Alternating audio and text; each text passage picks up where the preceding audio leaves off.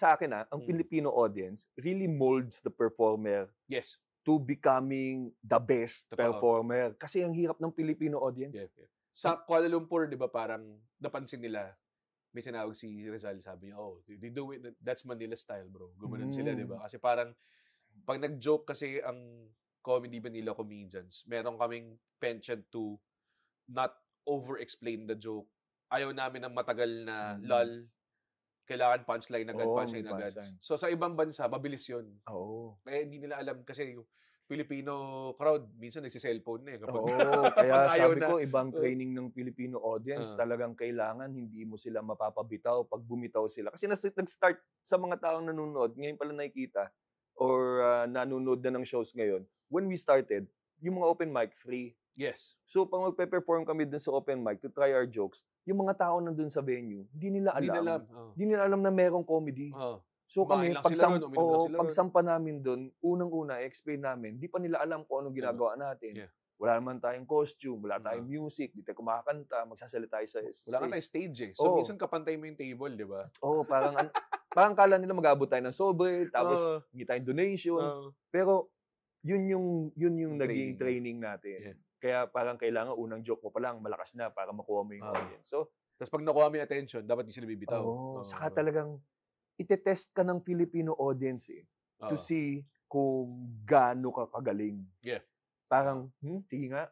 Ganun parang ganun ang Pinoy audience Parang, sige nga, pasikatan kaya muna kami. Parang ngayon, parang double-edged sword siya. Kasi ngayon, may mga tao talaga nanonood for comedy. Educated sila sa stand-up ways, di ba? So, alam nila kung kailan makikinig, kailan tatawa, hindi maingay, hindi makipag-usap, ganyan.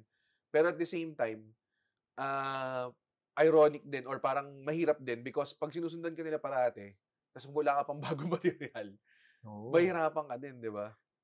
Kaya talagang ako, personally, I remember these days talaga, up until now, may makikita kang tao na palaging fan ng show mo, who will be there, who will try to be there every time.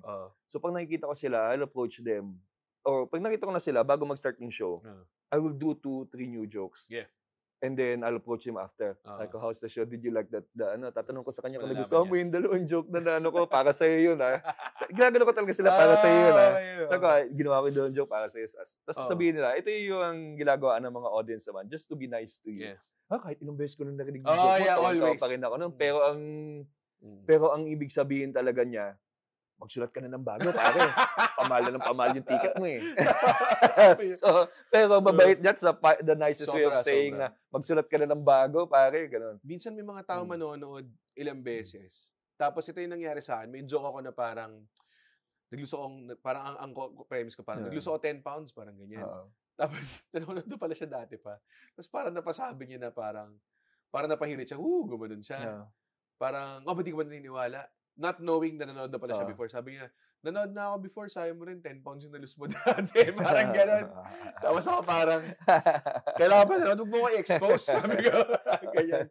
So, nag-usap ko yung after. Supportive naman siya. Tapos ang ginagawa niya, ito yung gusto ko sa audience natin. Every time na manood sila, as gusto nilang manood ulit, ibang group of friends yung kasama nila. So sila lang yung common, parang gano'n, di ba? Yun yung isa sa mga magandang nangyari is yung word of mouth. Yan yung word of mouth. Yung na-enjoy nila yung show, tapos nagdala sila ng friends, tapos sila yung, actually, sila yung mga taong gusto nilang ulitin mo, yung mga jokes na narinig nila. Yun yung narinig ko, papakita ko sa inyo. Parang sisi ko pa yan, ayan na, gagawin na nila yun.